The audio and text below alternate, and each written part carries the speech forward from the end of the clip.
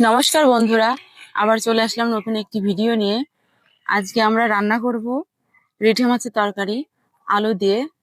রিঠে মাছটা কেমন কেমন একটু গন্ধ হয়, ওই জন্য আজকে মাংস মতো মশলা দিয়ে কষিয়ে রান্না করব। আপনারা দেখতে থাকুন, পাশে থাকুন। চলুন শুরু করা যাক আজকের রান্না। প্রথমেই আমরা মশলাটা বেটে নেব।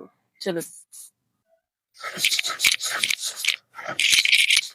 পেঁয়াজ আর রসুন দুটোই একসাথে বেটে নেব।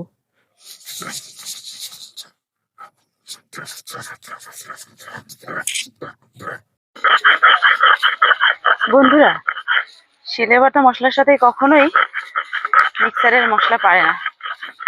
শিলে বাটা মশলার একরকম স্বাদ, আর মিক্সারে বাটার মশলার আর এক রকম স্বাদ। শিলে বাটা মশলার তরকারি খুবই সুস্বাদু হয় খেতে। মিক্সারের মশলাটাও হয়, কিন্তু অতটাও ভালো না যতটা হাতে বাটারটা হয়। সব মশলা বাটা হয়ে গেছে, এখন রান্না শুরু করব। উনুনটা জ্বালিয়ে নি। মাছটায় নুন হলুদ তেল মাখিয়ে নেব। তেল তেলে মাছ তো, তেল তেলে মাছগুলো একটু তেল লাগিয়ে নিলে কি কম, তেল খেতে কম, একটু তেল দিয়ে মাখিয়ে নেব।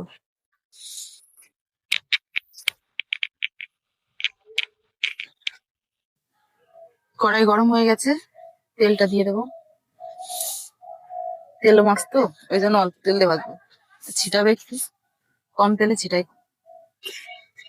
তেলের উপরে একটু নুন আর হলুদ দিয়ে দেবো, লাগার ভয় থাকবে না, তেলটা কম ছিটাবে।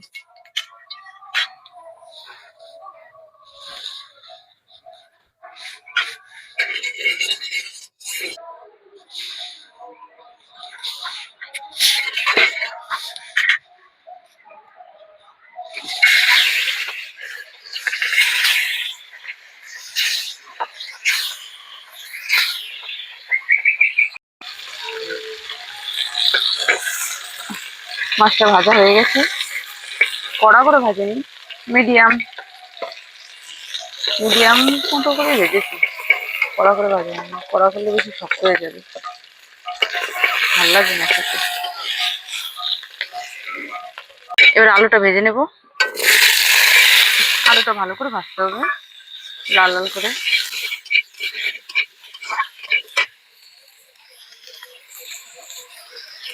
নুন হলুদ দিয়ে ভালো করে ভেজে নেব। আলুটা ভাজা হয়ে গেছে, এবার নামিয়ে নেব। মাছটা ভাজা হয়ে গেছে, এবার ফোড়ন দেব। দুটো শুকনো লঙ্কা, এলাচ আর একটু জিরে। বাটা মশলাগুলো দিয়ে দেবো, সব দিয়ে দেবো একসাথে।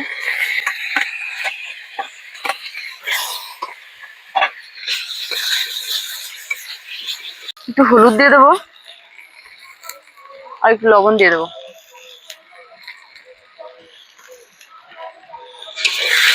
তো ভালো করে কষাতে থাকবো।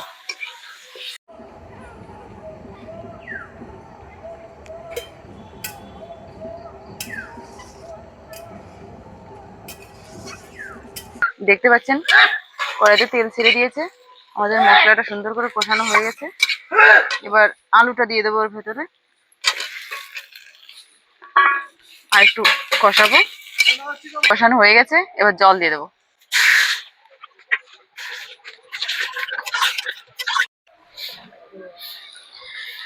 এবার ঢাকা দিয়ে দেবো, 10 মিনিটের জন্য হতে দেবো। তারপর 10 মিনিট পরে নামিয়ে মাছটা দিয়ে দেবো।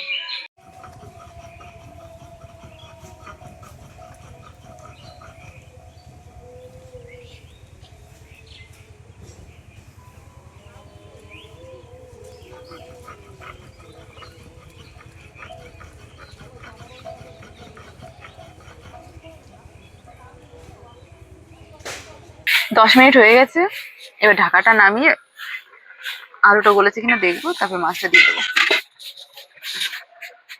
এবার মাছটা দিয়ে দেবো।